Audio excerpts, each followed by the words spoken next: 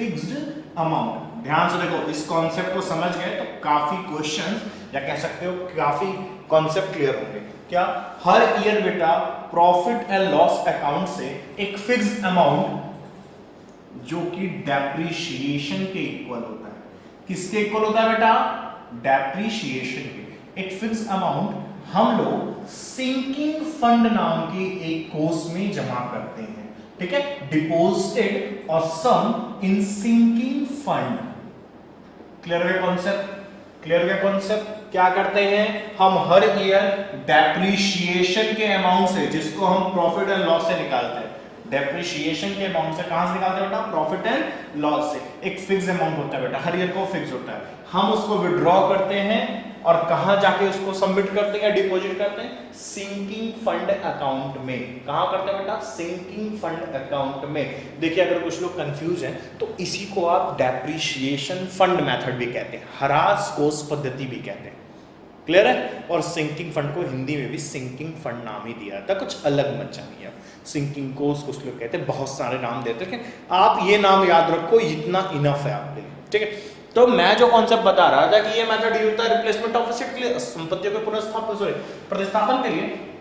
अब क्या मैंने बताया कि यहां पर डेप्रिसिएशन के बराबर की राशि, जो कि एक फिक्स अमाउंट होती है, प्रत्येक वर्ष समान रहती है, बार-बार परिवर्तित नहीं होती है, फिक्स रहती है, वो अमाउंट पीएल से निकाल के हर ईयर में क्या करते हैं? सिंकिंग फंड अकाउंट में डिपॉजिट करते, जमा करते जाते हैं, ठीक है?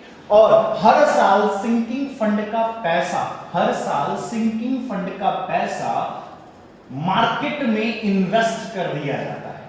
कहां इन्वेस्ट कर दिया जाता है बेटा? मार्केट में। तो वो मार्केट में जो इन्वेस्ट होता है उसका नाम क्या होता है? उसका नाम होता है सिंकिंग फंड इन्वेस्टमेंट अकाउंट। उसका नाम क्या होता है बेटा? Sinking fund investment account. Clear हो गया सबको ये कॉन्सेप्ट? क्लियर हो गया सबको कॉन्सेप्ट? ठीक है, अब जरा ध्यान दीजिए, जरा ध्यान दीजिए। इस कॉन्सेप्ट को समझ गए हैं तो फिर आप एकदम क्लियर कर जाएंगे चीजों को। पहले साल क्या होगा? डेप्रिसिएशन के बराबर की राशि प्रॉफिट एंड लॉस से निकाल के सिंकिंग फंड में जमा होगी। सिंकिंग फंड की वह राशि फिर क्या की जाएगी? मार्केट में यानी कि बाजार में क्या कर दिया जाएगा बेटा? विनियोजित कर दिया जाएगा, इन्वेस्टमेंट कर दिया जाएगा। जिस अकाउंट में इन्वेस्ट होगा उसका नाम क्या रखते हैं? Sinking fund investment account. और अब बेटा अगले साल क्या होगा? अगले साल ये होगा कि जो इन्वेस्टमेंट किए थे उस पर तुम्हें मिलेगा इंटरेस्ट। क्या मिलेगा बेटा? ब्याज। और फिर जो हर साल पीएल से पैसा निकालेंगे डेप्रिसिएशन का, भाई फर्स्ट ईयर का डेप्रिसिएशन का पैसा निकला था, सेकेंड ईयर भी तो डेप्रिसिएशन का पैसा निकलेगा, दूसरे वर्ष भी तो हरास का पैसा आएगा, तो वो अमाउंट, ठीक है, ये दोनों बेटा ऐड करके इन्वेस्ट कर देंगे। क्या कर देंगे बेटा? इन्वेस्ट कर देंगे। और इसी तरह से यह प्रक्रिया चलती रहेगी, इसी तरह से यह प्रक्रिया चलती रहेगी। अब समझने वाली बात, अब समझने वाली बात क्या? जब आखिरी वर्ष आएगा, वो लास्ट ईयर जिस ईयर में असेट अब क्या हो जाएगी? असेट के लाइफ ईयर एंड हो जाएगी, डेप्रिसिएशन अब चार्ज नहीं होगा, वो लास्ट ईयर होगा, मतलब लास्ट ईयर, अब इस ईयर के बाद डेप्रिसिएशन चार्ज नहीं होगा। तो आपको क्या याद रखना है कि जब लास्ट ईयर आएगा बेटा, तो लास्ट ईयर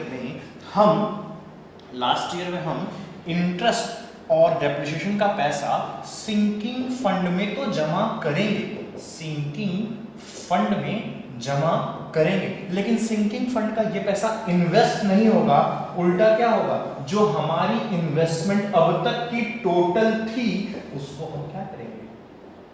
सोल्ड करेंगे। क्या कर देंगे बेटा लोग? सोल्ड कर देंगे, बेच देंगे। क्या कर देंगे बेटा लोग? सोल्ड कर देंगे, बेच देंगे। आप कहेंगे सर क्यों? अरे बड़ा सिंपल है, लास्ट ईयर है ना, अब इसको सोल्ड करोगे और जो मेन पर्पस है उसको फुलफिल करोगे। अब जो मेन पर्पस है क्या करोगे? तुम फुलफिल करोगे। मतलब क्या?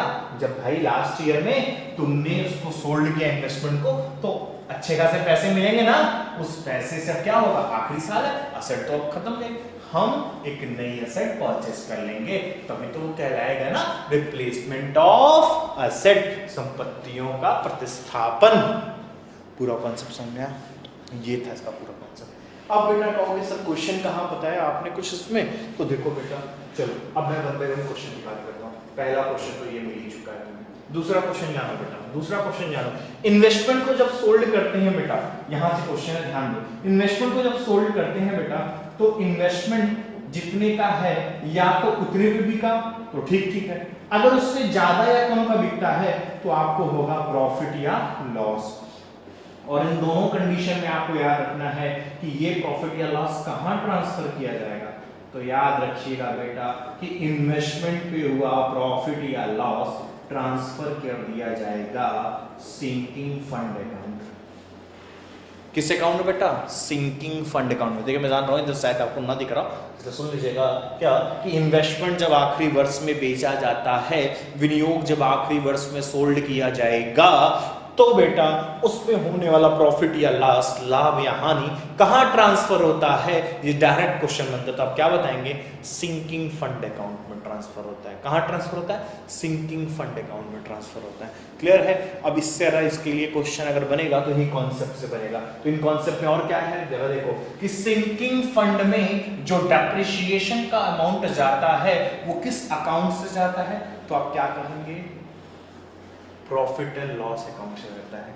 सिंकिंग फंड का पैसा इन्वेस्ट कहां होता है, तो बेटा बाजार में विनियोजित किया जाता है। कहां विनियोजित किया जाता है? बाजार में। अच्छा एक चीज और आ सकती है बेटा क्या कि डेप्रिसिएशन का जो अमाउंट है वो किस फंड में भेजा जाता है या उससे कौन सा कोष तैयार होता है, विच फंड इज क्रिएटेड, तो नाम क्या देंगे आप? Sinking fund. क्लियर है? और ये भी कह सकता है कि उस फंड को हम कहां इन्वेस्ट करते हैं, उस फंड को हम कहां इन्वेस्ट करते हैं, तो आप क्या नाम देंगे? सिंकिंग फंड इन्वेस्टमेंट अकाउंट का। क्लियर है? अब जब इतने सारे क्वेश्चन बता दिए, इतना सारा कॉन्सेप्ट बता दिया, थोड़ा सा अगर ध्यान दोगे तो इसमें से कहीं से कुछ भी पूछे तुम सारे कुछ बता सकोगे। क्लियर है? चलो ओके, इसको भी नोट करो। ठीक है, साथ साथ नोट किया होगा तो बहुत अच्छा है।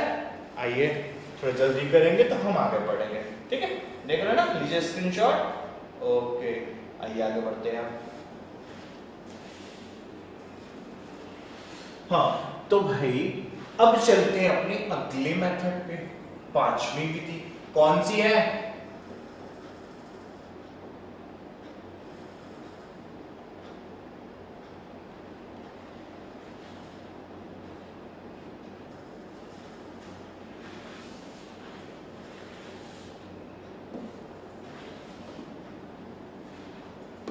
हाँ तो इंश्योरेंस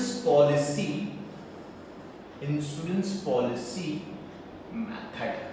ओके गाइस चलो भाई शुरू करते हैं इंश्योरेंस पॉलिसी मेथड। तो बोलते हैं बीमा पॉलिसी विधि। अब कहेंगे सर इसमें क्या है, तो देखो बेटा पहली चीज तो बड़ा सिंपल सी बात मैं बता दूं, क्या? एक चीज बेटा, एक चीज, छोटी सी चीज। देखो ये बेनिफिट है अपने इस बोर्ड का यार, इसका एक इंपॉर्टेंट जो क्वेश्चन अभी तक बना तो नहीं होता, देखो क्वेश्चन बना तो नहीं है लेकिन बन सकता है, ऐसा मेरी एक्सपेक्टेशन, और मेरी एक्सपेक्टेशन है तो भाई तुम ध्यान दो इस पे। क्या कि ये मेथड सिंकिंग फंड मेथड किस टाइप के एसेट के लिए यूज होगा। देखो बात मैंने बनाई ना कि सिंकिंग फंड मेथड किस टाइप के एसेट्स के लिए यूज होगा, तो जानो भाई